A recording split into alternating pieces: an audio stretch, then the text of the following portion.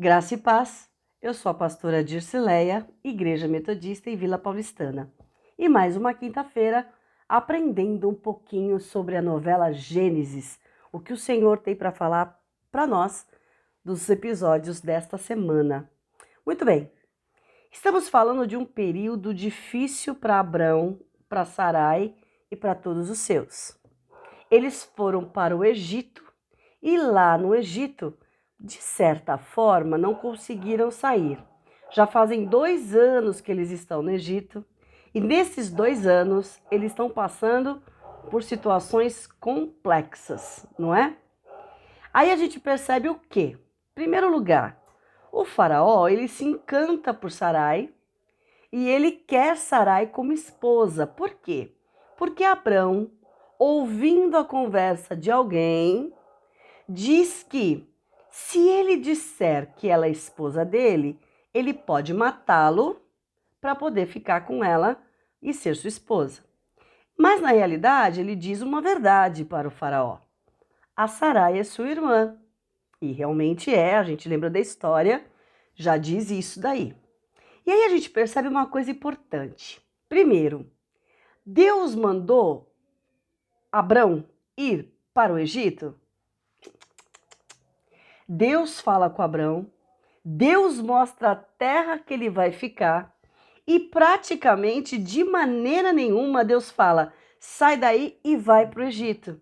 Ele sabe muito bem que toda esta questão é porque eles ficaram com medo que mais alguém falou que vinha vindo um exército inimigo que poderia ficar na região. A terra, o Senhor já tinha mostrado para Abraão que seria ali. Aí a gente percebe uma coisa muito interessante. Tudo que a gente faz tem consequência, certo? Quando a gente para, ora, ouve a voz de Deus, o Senhor indica a direção. Muitas vezes a gente não quer fazer aquilo. Muitas vezes a gente é desobediente, sim. A gente custa acreditar porque não é do jeito que a gente quer, não é do nosso agrado, não é no tempo de Deus. E aí a gente faz aquilo que a gente acha que está certo. E aí eu vou te dizer uma coisa. Toda vez que a gente caminha pelas nossas próprias ações, a gente tem que arcar com as nossas consequências. Eu já falei para vocês e vou repetir, eu falo isso para meus alunos. Toda ação tem uma consequência. Se você é desobediente, se você bateu, se você xingou, se você não fez, vai acontecer alguma coisa na volta, porque é puf, né? Bateu e volta. Infelizmente ou felizmente, é a física do mundo. É assim que funciona. E nós e os nossos atos também funcionam da mesma forma. E aí a gente vê que Abrão, então, ouviu uma promessa do Senhor. Ele seria pai. O Senhor ia dar a terra para ele. Mas o que ele faz? Neste momento, ele não perguntou para Deus, ele não falou com Deus e ele foi para o Egito. Entende? É uma das primeiras coisas que a gente vai perceber aí de não ouvir a voz de Deus na vida de Abrão e de Sarai. E aí então, tudo que ele está fazendo, aparentemente, parece que ele foi para lá com o aval de Deus. Porque Abrão, de certa forma, ele está continuamente falando deste Deus. E todos que estão em volta de Abrão estão dizendo o Deus de Abrão. O Deus que fala com Abrão, o Deus que mostra para Abrão, o Deus, entendeu? Então Deus já está sendo reconhecido como o Deus de Abrão, o único Deus, o Deus de Abrão. Parece loucura, mas ele é o homem que largou tudo para obedecer e para ter a promessa do Senhor, ser pai, ser abençoado e ter a terra que o Senhor daria para ele. E aí a gente percebe que tá demorando, eles já estão há 2 anos lá, tem um dos sobrinhos que ficou preso, a Sarai agora está na mão do faraó e ficou durante essa semana na mão do faraó, né, servindo no harém. Inclusive, vamos lembrar um pouquinho desse momento? Sarai, ela é uma mulher muito bonita, mas se a gente lê a Bíblia, se eu não me engano, olha aqui, eu sou né, ruim de guardar versículos e capítulos, mas se eu não me engano, quando Deus fala com Abrão e faz essa promessa, Abrão tem 75 anos. Olha lá na sua Bíblia em Gênesis. E aí, se ele com 100 anos vai ser pai e Sarai tinha 90, a diferença é de 10 anos. Não sou muito boa em matemática, mas deve ser isso aí, né? Então, provavelmente, Sarai, neste momento, ela deve ter 65 anos. E a novela mostra uma mulher de extrema beleza, apesar da idade. E interessante a gente perceber que o harém do faraó são mulheres novas, são mulheres bonitas, são mulheres viçosas. Claro que no Egito tem aquela questão de rapar, né, o cabelo, ficar careca por conta dos piolhos e tudo mais, que elas morriam de medo disso, e usar perucas, né? Então, quando elas veem Sarai, elas se encantam com a beleza dela, apesar da idade, apesar de ser uma mulher mais branca do que elas, porque elas são egípcias e são africanas, e o cabelo de Sarai, elas querem inclusive ter o cabelo igual de Sarai. Sarai, quando chega neste harém, ela é muito bem vista. Todo mundo admira Sarai. Ela consegue conquistar todos, porque ela tinha uma beleza física, mas ela também tinha uma beleza interior. Ela era muito amável, ela era muito prestativa, ela serve o faraó muito bem, ela serve as esposas do faraó muito bem, os filhos de faraó, todos os empregados e servos conhecem Sarai e gostam dela. Você entende? Uma mulher que tinha praticamente o amor do seu marido, tinha a fidelidade do seu marido, e talvez um pouco desta beleza venha disso, dela se sentir uma mulher amada, uma mulher especial, né? Para Abrão, não para os outros, porque os outros ainda achavam que ela era seca, maldita, porque não tinha os filhos. E é interessante a gente ver esse contraste. Ela, uma mulher experiente, sabendo fazer tantas coisas no meio do harém, onde muitas ali novas não conheciam, não sabiam e acabam aprendendo com Sarai. Vê que coisa interessante? E aí a gente também vai perceber que neste momento a gente está vendo o começo da essência do cristianismo, a fé. Abrão, apesar de não ter falado com Deus e Deus não ter falado para ele ir para o Egito, ele continua acreditando na promessa que Deus fez. Ele viu a terra que Deus falou que ia ser dele. Ele sabe que ele vai ter que voltar.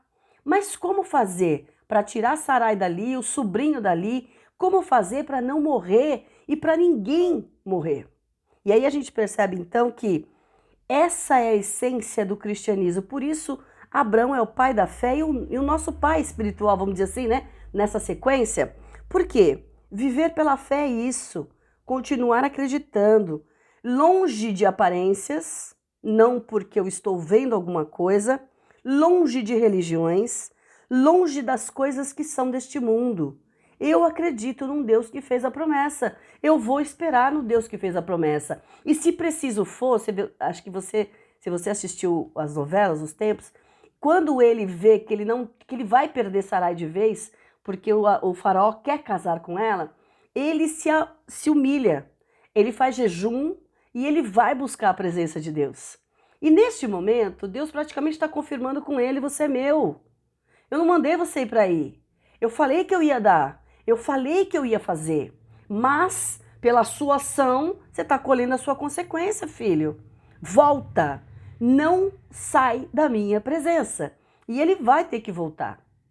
E aí a gente percebe, e a gente vê, a história também mostra isso, lendo a Bíblia, descobre-se então que a Sarai é esposa de Abrão, além de ser irmã. E Faraó, acontece uma coisa impressionante com ele. Ele literalmente é amaldiçoado. Essa palavra é difícil para nós, porque a gente não tem esse costume, né? Graças a Deus, a gente não fala muito nessa palavra, mas a gente sabe o que é uma maldição. A palavra maldita, algo mal feito, né? Então a gente percebe que essa maldição, ela vem para a vida do faraó, e é interessante que só pega no faraó nas concubinas, nas esposas e nos filhos dele. Todos ficam extremamente doentes. Parece que tem uma ferida, eles se coçam e vão se machucando muito.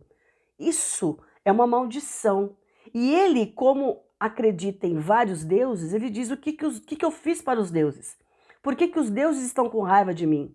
Até ele entender que foi, talvez, né? E aí ele entende assim, Sarai mentiu para ele. Ele não deveria tomar Sarai, porque Sarai pertencia a um Deus único. Esposa de Abraão que acreditava num Deus único.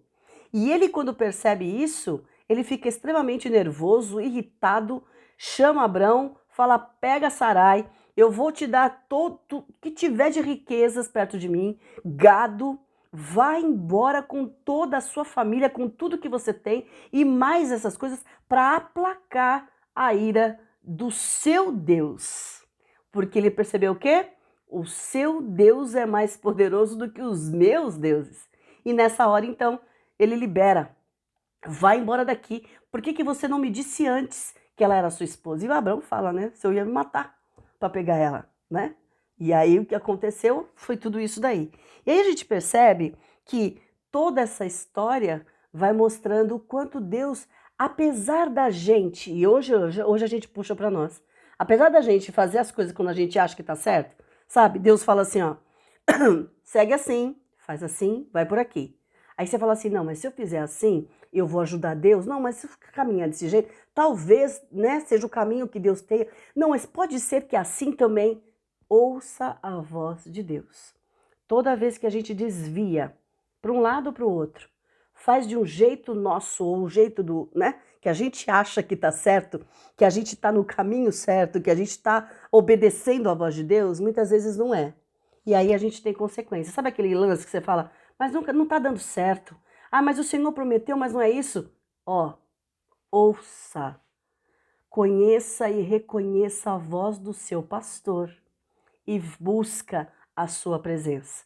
E não está dando certo? Ajoelha, ora, se coloca na presença do Senhor, para o Senhor falar com você e te dar a direção correta. E olha, o que o Senhor está nos mostrando com isso? Mesmo a gente batendo cabeça, como seres humanos que somos, mesmo a gente fazendo o que não era para fazer, Deus continua sendo Deus. Ele prometeu, ele vai com você, ele caminha com você, ele protege você para que você abra o teu olho e perceba: eu não deveria ter feito assim. Eu vou voltar à presença do Senhor. Volta chorando, volta orando, volta fazendo jejum, porque é assim que ele quer que a gente esteja, na sua presença, todos os dias, em todo o tempo, até a promessa se cumprir. E é interessante a gente perceber isso, né? O Senhor faz promessa que poderia ser cumprida de um dia para outro, de um ano para o outro, mas a gente faz as nossas escolhas. A gente quer ajudar Deus. E vocês vão estudar, e a gente já sabe disso, quando a gente vai ver na novela, quanto tempo vai demorar para esse Abrão e esta Sarai receberem de verdade essa promessa. Terminando a história, a gente percebe da novela, Agar foi dada a Sarai como serva. Pronto. E a gente já sabe quem é Agar no meio da história. E o que vai acontecer depois? Vamos continuar acompanhando? Vamos continuar observando? Entendeu o que eu estou te falando? Então é para você e para mim hoje. Para mim também, tá?